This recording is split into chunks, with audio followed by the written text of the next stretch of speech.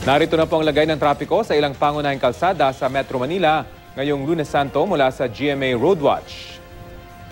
Sa may bandang south, mabigat po ang trapiko sa EDSA Pasay Taft ayon po sa ulat ng ating mga Wazer.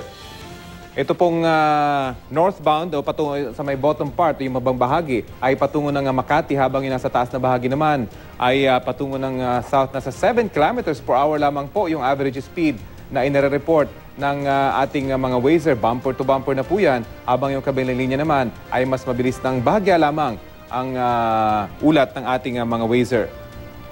Sa bahagi naman po ng Cavite Expressway, Cavitex, kumustahin po natin yung lagay ng trapiko. Sa ngayon po, yung papasok na mismo ng Maynila ang nagkakaroon ng pagbibigat ng daloy ng mga sasakyan.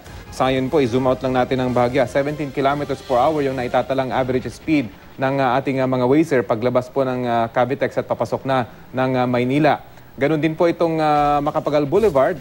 May bahagya pong pagsisikip ng daloy ng mga sasakyan sa may harapan ng Uniwide o Coastal Mall, habang yung kabilang linya naman po, yung bago kayo makarating ng Coastal Mall, ay medyo mabigat din yung daloy ng mga sasakyan.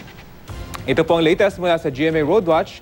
Maaari nyo ring i-download ang Waze application sa inyong smartphone at sumama sa lumalaking Wazer community na ready maghatid ng real-time traffic situation habang kayo on the road. Magplano para sigurado, I am ready.